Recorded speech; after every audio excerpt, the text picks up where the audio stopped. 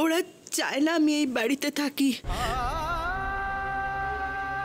আমি তাই কালই এই বাড়ি থেকে চলে যাব।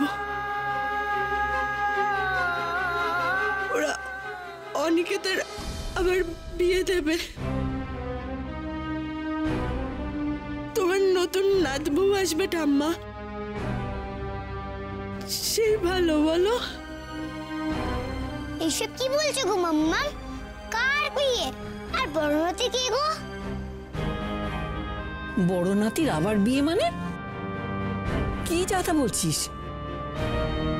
কে বলেছে এসব কথা? ঈশানী? ওটা পিসি বুঝি মাম্মামকে খুব কঠিন শাস্তি দিয়েছে, তাই বোধহয় মাম্মাম কাঁদছে। কি আমার মাম্মামকে শাস্তি দিয়েছে? তাকে ভূতু খবরদার বলবে, পচা বলবে। না না, এমনটা কি করে হতে পারে? তুমিও তো এমনটাই চেয়েছিলে ঠাম্মা। আমি তো মা হতে পারি না, তাই অনিকেতের আবার বিয়ে হলে তোমার নতুন নাত বউ আসবে, সে মা হবে, তোমার শর্তও পূরণ হবে।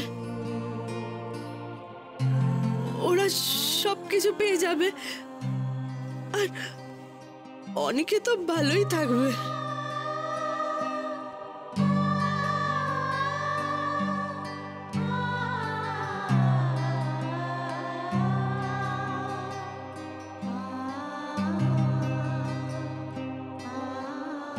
এই চলো না একটু ওইদিকে যাই।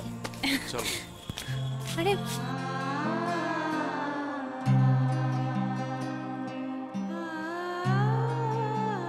বড়দা,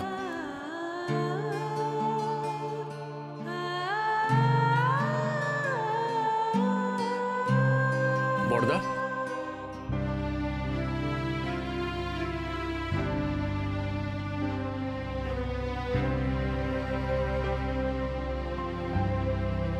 মানে তোরা থাক, আমি নিচে যাই। না না না, তুমি নিচে যাবে কেন? আমরা আসলে রোজই একটু রাত্রিবেলা আড্ডা দিতে আসি ছাদে। আজ না হয় তুমি একটু সময় কাটাও। হ্যাঁ, আমি বরং দিদিভাইকে ডেকে দিচ্ছি। এই চলো। তোরা রোজ রাতে আলাদা করে সাথে সময় কাটাস? না মানে ওই আর কি। আমি আসলে কোনোদিনই মাধবীর সঙ্গে আলাদা করে সময় কাটাইনি। আমি কোনোদিন জিজ্ঞেসই করিনি ওর কোনো সুখ দুঃখের কথা আছে কিনা। শুধু ভেবে গেছি বাড়ির ৮-১০টা লোকের কথা।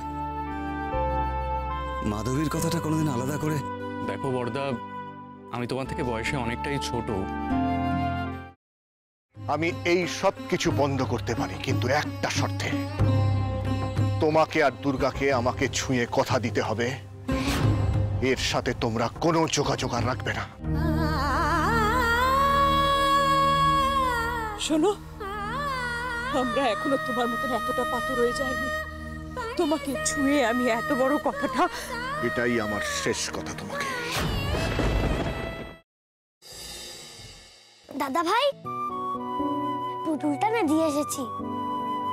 আস্তে, একেবারে বজরংবলী আন্টির হাতে দিয়েছো তো? না, আমরা তো দরজা দিয়ে গড়িয়ে দিয়েছি। ঘরে তো ঠাম্মু ছিল, তাই ঢুকতে পারিনি। মা ঘরে ছিল? এ বাবা, যদি মার হাতে পড়ে তাহলে তো মুশকিল। ওনার কোনো সর্দারজির সাথে পরিচয় ছিল? সর্দারজি? না। ঠিক আছে, আমি তাও বলবো আপনারা একটু ঠান্ডা মাথায় ভাবুন। আসলে আমার জানাটা খুব দরকার। আমি তাহলে আসি, কিছু মনে পড়লে আমাকে অবশ্যই জানাবেন। আচ্ছা।